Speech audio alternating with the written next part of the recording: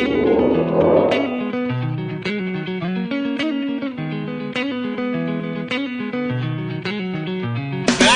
the Monday morning quarterback here as playoff madness has gripped New Jersey. And we will get into all of it tomorrow night on our regularly scheduled edition of the Monday morning quarterback. We got guests lined up. We got a whole bunch of things going on talking about New Jersey State high school football playoffs. But as I was watching all the scores and everything else pour in here over the weekend, one thing came across the Twitter that I noticed, and that was Jenkins High School in Savannah, Georgia, just capped off a perfect 10-0 regular season. And why does that matter to anyone who might be listening to this on NorthJerseySports.com?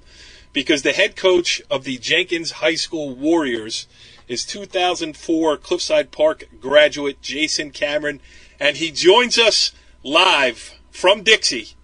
Jay, what's going on, man? How's it going, Corey? It's been a long time here, and I think it's great. I want to catch up with you. I want to ask you a whole bunch of things, how Jersey differs from Georgia, high school football in all kinds of different ways. But first, I want to get down to it now. Listen, I met you. The site started in 2000, actually. You graduated Cliffside in 2004, so you were playing there in the first years that we were getting going up here. The rare three-sport athlete, you don't see it too much in football, basketball, and baseball. Cliffside guy through and through, your brothers, your parents, everybody. Next thing you know, next time you pop up in the news feed is in Savannah, Georgia. So how'd you get from here to there? Oh, it's crazy. My wife, Brooke, she was originally from Savannah, started teaching at Cliffside Park Middle School. Was subbing while I was still playing basketball at William Paterson, met, and vacationed here a few times, and the South definitely beats the New Jersey winners. I'll tell you that. We're just starting to get into it here. It's getting a little bit chillier here. I bet down there it's a lot different. So you graduate from William Paterson in 2008. You go down to Savannah. You've been there for the last 7 years. How does it start? You just get a teaching job. You get on staff. Is that the way it went? Yeah, my wife's mom was the athletic director at Jenkins, so that was kind of my foot in the door. And got on the coaching staff as just kind of the quarterback coach at first. And that second year, I became the offensive coordinator for the next 5. The head coach left, and I was able to take this team over. That's pretty crazy. And I'm noticing as I'm listening to you talk here, I do notice a hint of a Southern drawl. Yeah, I get it all the time. So you go this year, your first year as the head coach after being the offensive coordinator there for 5 years, and now you take over. And when was the last time Jenkins went undefeated to a regular season? This is actually the first time in school history that they've gone undefeated through the regular season. We were 9-1 the year before. They've had some 9-1 seasons, but this is the first time that they've had a 10-0 undefeated regular season in school history. And what do they think about what was the reception like when you got the job? I mean, obviously you put in your dues there. If you did 5 years on staff, 6 years on staff, whatever it was. Oh, but, yeah. They were excited. I'm sorry. Yeah, they were excited. They knew me. I was with the program for a while, and again, lucky me, my first job, I was inheriting a team that returned 22 seniors. Half of them, quarterback was a 4-year starter. So, I walked into a good thing. And how does Georgia high school football differ broadly from New Jersey? Up here we have the small schools, we have the big schools, we got the parochial schools, all of that stuff. Is it the same type of setup there? You got regional schools? How does it work?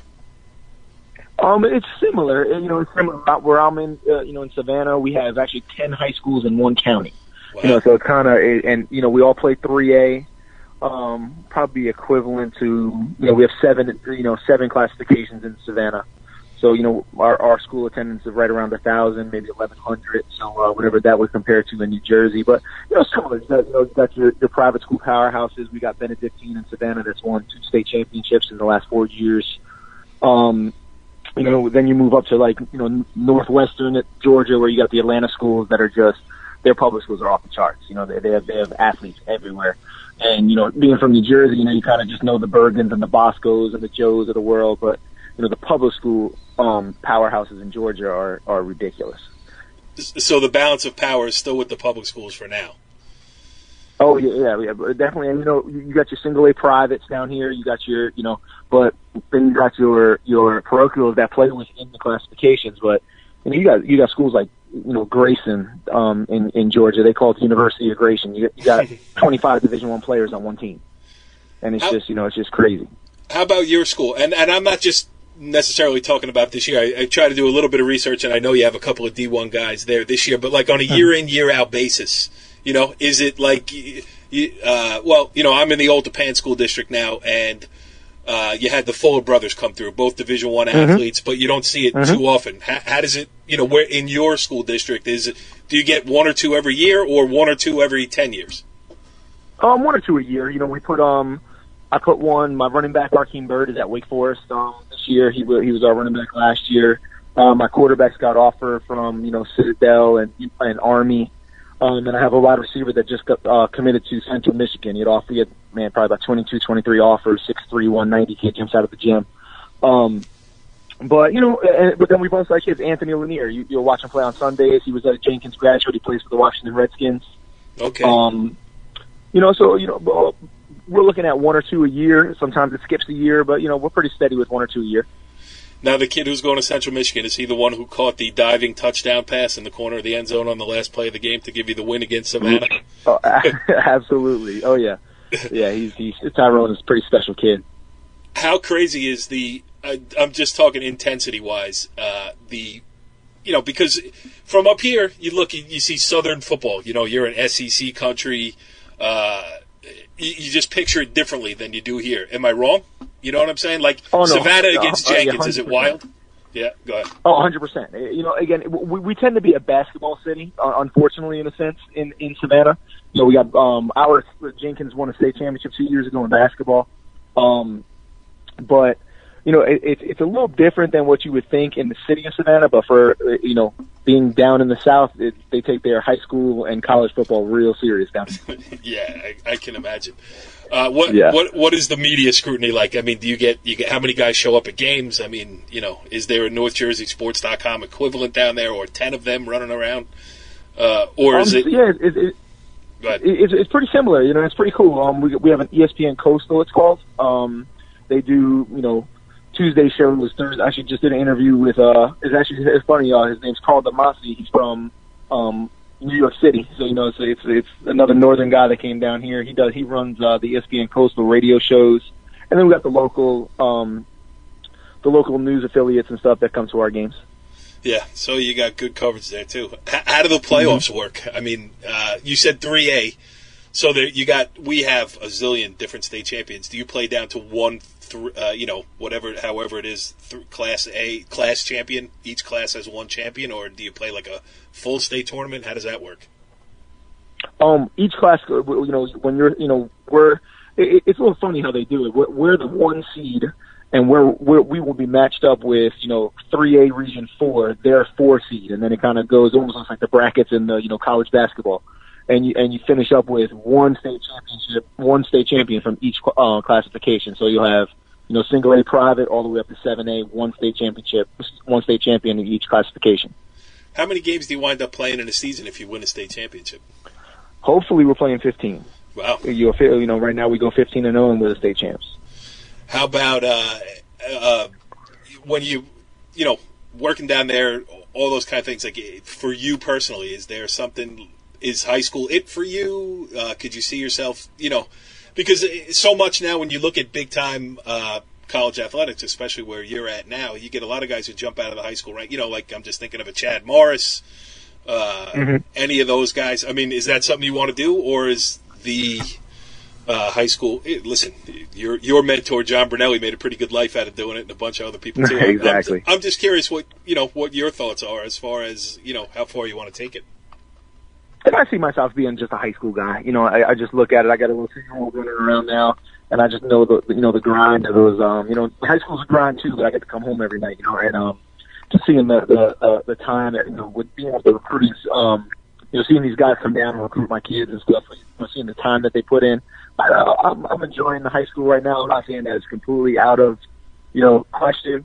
But for right now, like you said, I played for a guy that coached at the same school for 30 plus years, so I'm pretty cool with being that guy.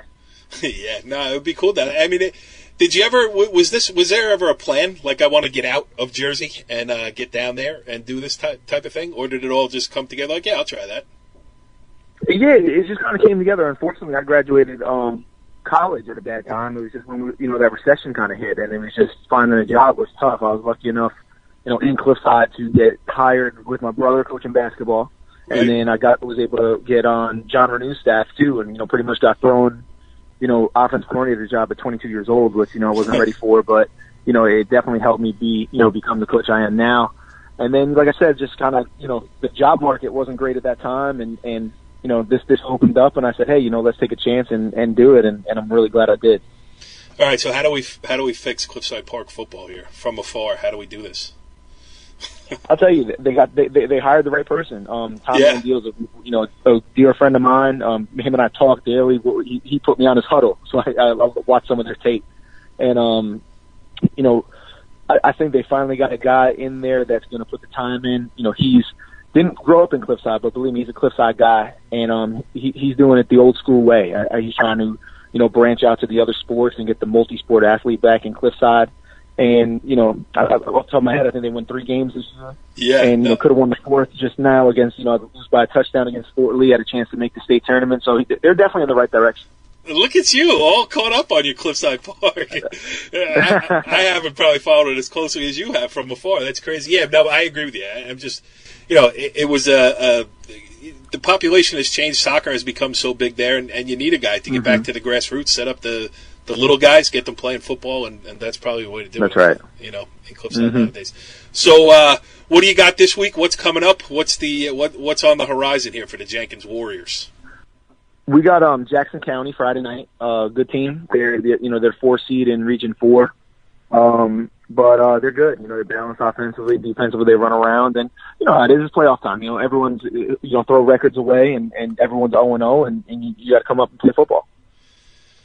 Jay, this was fun, man. It's been a long time. Yeah, I appreciate it. Yeah, we had a chance to talk, but listen, going way back with you now.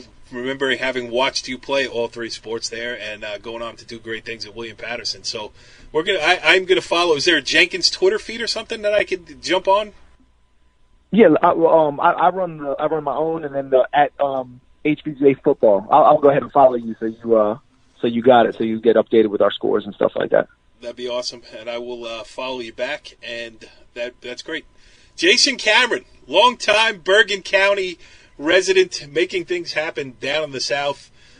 Congratulations, and let's keep in touch now that we got your number, and we'll make you a fixture here. Maybe we'll do our monthly report from below the Mason-Dixon line. Absolutely. I appreciate it. Thank you. Follow the leader.